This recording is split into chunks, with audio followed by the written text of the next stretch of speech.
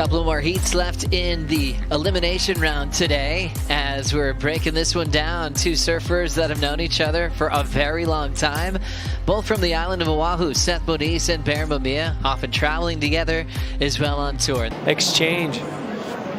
And also Barron Mamiya getting a wave in here, Rosie. Yeah, just tags it off the top there. Good to see Barron in good health and surfing strong. I know that he dropped excellent surfing in his opening round. Just going through the motions here, you can definitely tell there's maybe a little bit of tentativeness in his surfing. Like you just mentioned, and there's a borderline of how much you can push. And when you're talking about perfect J-Bay like we had a few hours ago with the winds being offshore, you can push as hard as you want pretty much. But when it's like this, it gets very tricky. This is Barron Mamiya picking a couple of points to carve, finding the whitewater section there, Ro. Yeah, just finding connection on this wave, trying to figure out the flow. Hits it up the top there. Lands that one. I will say, even chatting to Cole in that post, he didn't. And looks like Joel is going to go for this one. It's going to roll underneath him. That'll give Seth a chance to ride this wave in the non-priority heat. You can tell how tough it is to perform. Sticky rails. That one looked a little bit nicer. Was able to open up a bit.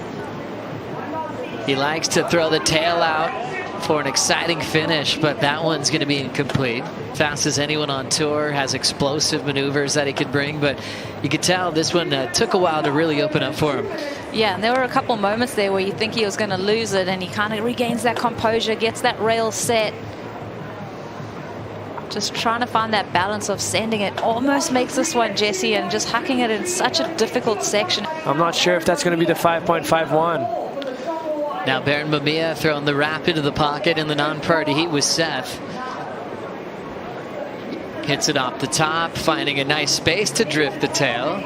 Tough to throw in variety, and a finishing move like that. Great job for Barron Mamiya. Giles looked a little bit better, and Barron Mamiya too. I really like this wave from him. Yeah, I loved it how he embraced that last turn. You know, like a nice blow tail to finish things off. You know, see him projecting a 9 and down that section right there. At some of the venues that he wanted to work on. Important heat for Barron Mamiya to put himself back in the top 5. See him coming off the top there. Little float. Driving down the line. There's a lot of whitewater crumbling down, and finds a way to fit in a final turn. The world title race showdown last year. Caroline Marks and Katie Simmers. We'll watch wave number 5 ridden from Barron Mamiya here, Rosie. Yeah, Barron just keeping that lead. Another good little wave from him. Finding that low road. Hitting it off the top there. A lot of spray.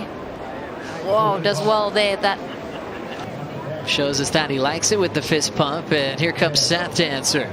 Big snap there for Seth Moniz. Well timed. Put a lot of power in it. Felt good. Yeah, that was just so sad that he didn't get another opportunity on that one, because that was a... Two surfers from Hawaii battling it out for a spot in the round of 16. The high seed is Barron Mamiya, S-ing his way through some pretty smooth open face for how turbulent it's been. Quick little decision to go for a little power gouge into the pocket. Leans back into the next one. Now the lift showing up and crushes a finish. So Barron responding to some fun sections in front of him. Surfing those kind of waves that are tricky is probably an advantage on a day like today. I'm with you. I felt like he should be getting a little bit more score than he should have on the previous wave. He's been surfing attacking mode, which everyone's trying to find just clear water, and he's pushing the back foot, finding good waves, and the finishes have been impressive. You can notice he board slide that last turn.